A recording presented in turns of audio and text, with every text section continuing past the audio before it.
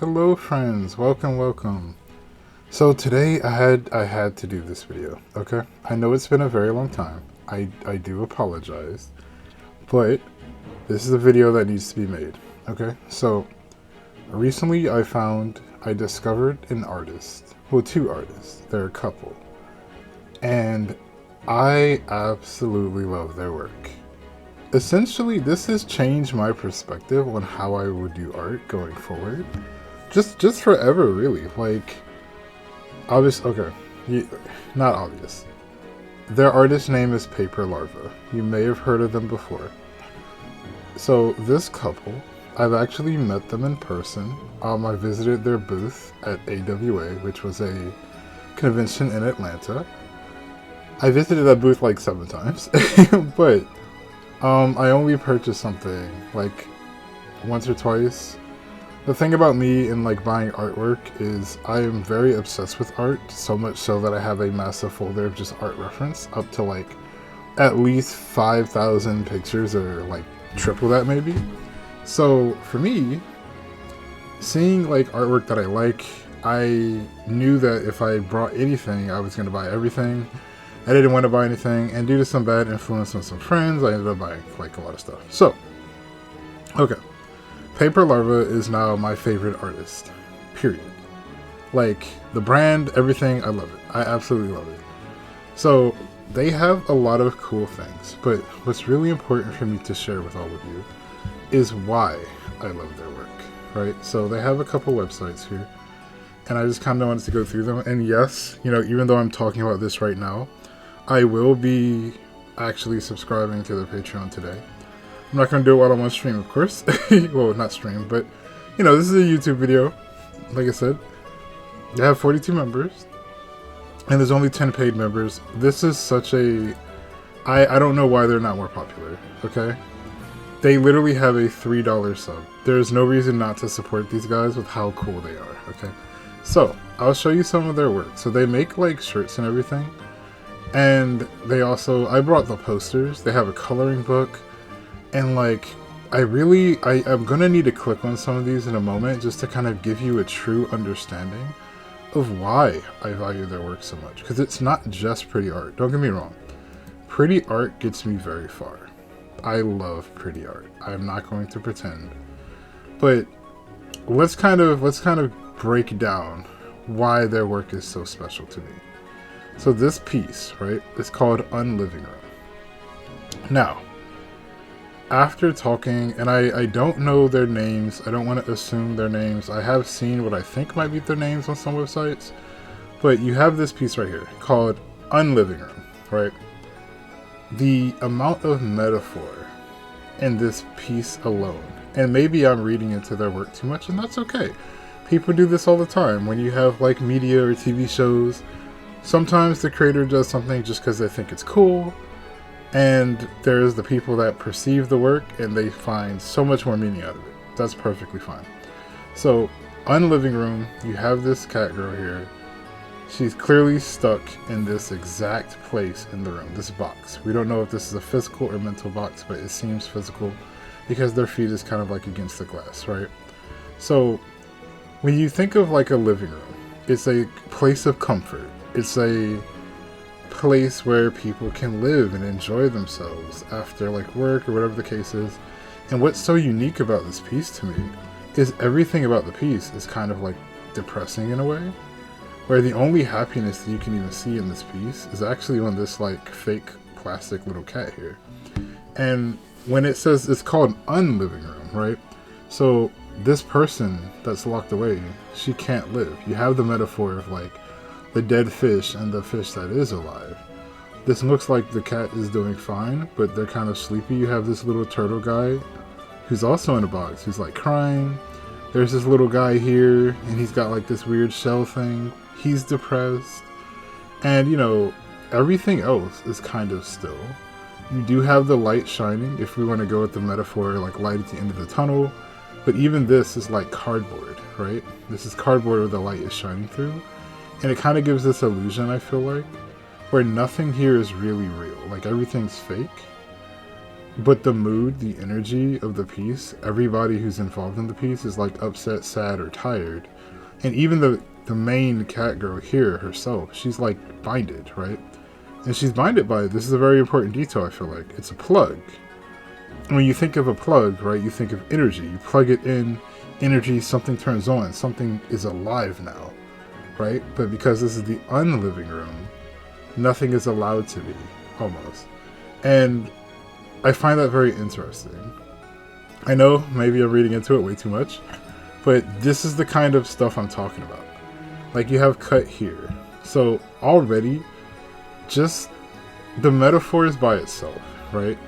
So you kind of have all these different sharp things that are like kind of targeting certain aspects of this person. So she's already been like spliced or stabbed, I guess you could say. But this part of her hair is cut, this like pigtail here, and then it's actually like cutting the sky, and you can see how like the moon is also another cutout. So like everything here is like connected by these cut lines, like the cut here lines, but also it's all being severed, or it's in the process of being severed.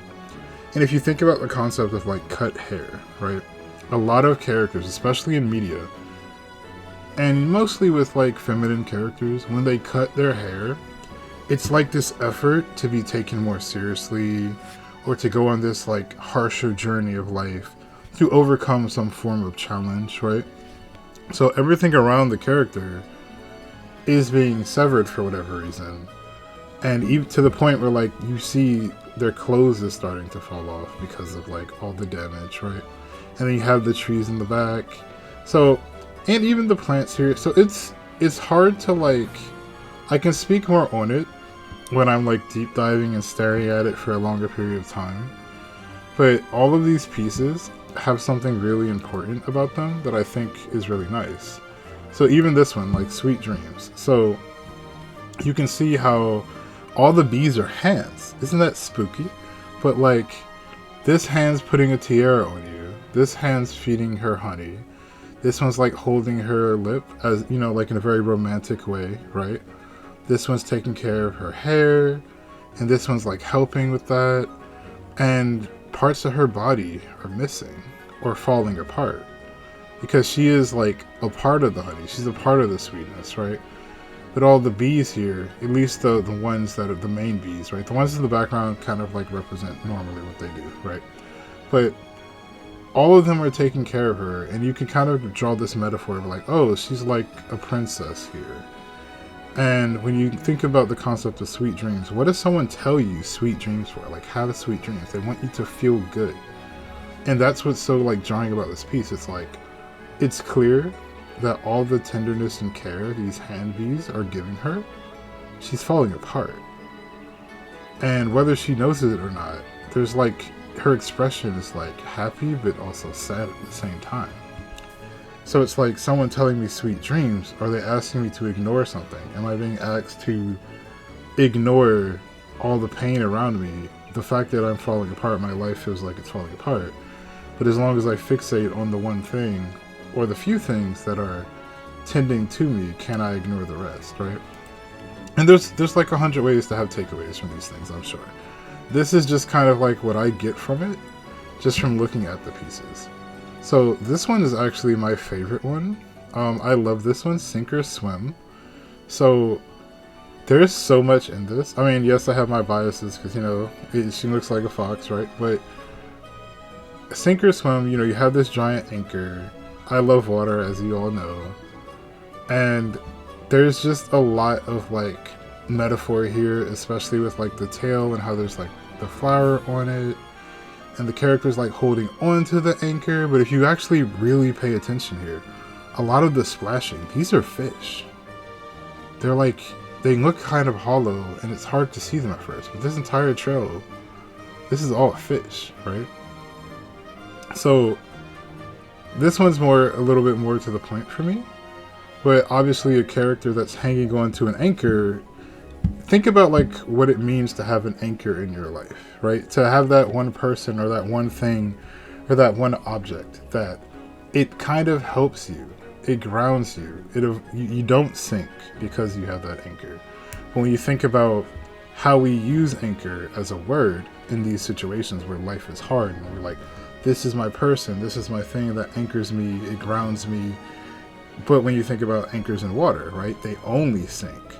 So it's this irony of the characters holding on to an anchor that they probably need or feel comfort in or find comfort in, yet it's the thing that's sinking them. And that is so deep. I absolutely love it. I absolutely love it, okay? It is that ability that this couple has when they put things together that make me like truly appreciate their work for what it is. And there's just so much more. I'll go over one more before I get into like the grit of what I really want to say, because they have a lot of pieces here. There's another one that was like a pretty big favorite of mine, so I do want to find that one. I think I'll go to the top of the page for that though, but they have archives, so this just makes things easier, right? Okay, so yeah, so this is the one that this is actually the piece. This isn't my favorite piece, the sink or swim is, but this is the piece that actually stopped me and made me like look at their panel. And this is probably the first one that I purchased. Cupid and the Reaper. So, I don't remember seeing this quote, but I'll go ahead and read it since it's here. Under the witness of heaven, with my lust held as a weapon, may my sword run through us both. With each moment left given to you, it still is not enough. Blossoms born amidst a crystal sea, their petals leave as snow falls to green. Okay, very nice. So, what I took away from this, and I'm going to say this is my takeaway before reading that, right? You have a Cupid. I think we're all very familiar with what Cupids do. They are usually going to shoot somebody with an arrow of love to like spark love and new relationships, new connections. That's what Cupids do. They seek to create love. And then you have the Reaper, which a Reaper, necessarily they're not looking to cause death, right? They're typically there to guide those who have passed to the realm of death or to the afterlife, as it were, right?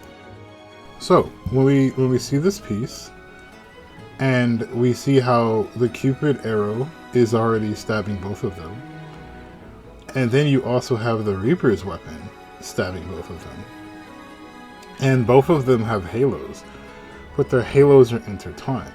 So this to me felt like really, really nice, because despite everything in the image, despite all the like the scythe or the references of love, the references of death in the background, how like the ocean, but it's also like a sky, but it's also like cut out, so how it's like falling apart up there.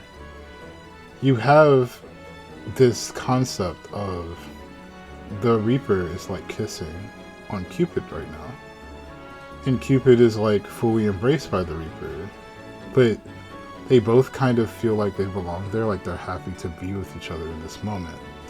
And I wouldn't go as far to say as they are like in this relationship. If we go and we say that they've been influenced by each other, right? Cupid's already hit both of them with an arrow. So if they have fallen in love in this moment, Death has decided also to kill Cupid, but also that kills them. So it's like this beautiful dance between love and death, where they are dying together, but they are also in love with each other, and their halos being connected is kind of our sign to take away of their fates are now intertwined. Regardless of what they came here for, regardless of why they are both here now, their fates are intertwined with each other. And I think that's really beautiful. Like, the piece itself is just really beautiful. But anyway, to get back to like the point of why I find Paper Larva and their artwork so charming, both of them, and I only asked one of the couple, but at AWA, when I was talking to them, one of them had mentioned that the reason that they do the artwork, the process, they go through the entire artistic process with each other. Everything from the idea, from the poetic meaning, to the sketch, the final pieces, everything, the rendering, everything is together. And as they go through each of the steps together, they make it a point to where they do a few things that kind of really challenge their artistic prowess. So number one, they try to find like a meaning behind what they want the piece to mean. And while the piece also means something, it also means something personal to them. They're very clear about this, where like every piece that they make is also kind of a love letter to each other. So maybe something they went through in their life, maybe something that they did for each other. We will never know this piece, right? And that's okay. But each piece has some form of sentimental meaning to both of them, and like relates to them both in their relationship and their connection with each other some way. And I think that's really beautiful, to have like artwork that is a love letter every time you create, right? So not only that, but when you get past the metaphor, the meaning, and the kudos they have to each other through these different pieces, they make sure that they always try to have some form of full body piece, because they want to challenge that artistic brain, right? So like as artists, we are always thinking about different forms of anatomy, different angles, different things that are challenging for our brain to kind of comprehend, because drawing the human body is difficult, we'll be honest, right? So I think that's like a very respectful thing for them to do, honestly. I know respect seems like a weird word, but taking the time to really challenge yourself to draw the full anatomy, I think is very important. And they do a great job. They do a really great job. And obviously, two minds being better than one, you can kind of look things over and say, hey, like you drew the hand or the arm a little weird there. Let's kind of revise that part, right? So I was very impressed by that. And just the concept of like, you have this piece that is metaphorical, you work together on it, you do the entire process together. There's like a love letter written into each piece, on top of the fact that like they're actively trying to challenge themselves with different or difficult or challenging concepts artistically, right? Like the backgrounds, the foreground, the pieces themselves. This has literally changed how I would do art now, because I'm like, oh my gosh, every piece of it felt planned and thought about. And even the things that probably weren't thought about feel very intentional to the work. Before I saw this, I would just draw pieces of work. I'd draw someone's character and I would post it on like VGen, which is great. I'm verified now, so you should check me out there.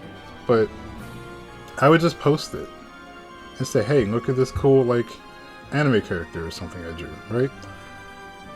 But thinking to myself after experiencing these two artists, I feel like I can do so much more, and I just have yet to actually try or attempt to do more. And if there was something about this that like really inspired me. So I say all this to say, I really wanted to share my favorite artists with all of you, but also I really want to challenge myself in the same way, right? So I'll be taking the initiative to try to plan out my pieces a little better, and hopefully I can make something cool like this too, and you guys can appreciate it. But that's all I have for you today. And yes, I know there is so many videos I need to make, and I have not been making videos at all. But just so you know, I will be posting all of my old streams from the old channel here, and I will put those on a weekly schedule, and I will also be trying to make videos a little bit more regularly. Maybe I'm aiming for bi-weekly, but we will see. So anyway, thank you for your time today, and I hope you enjoyed this video. Have a great one, Bye!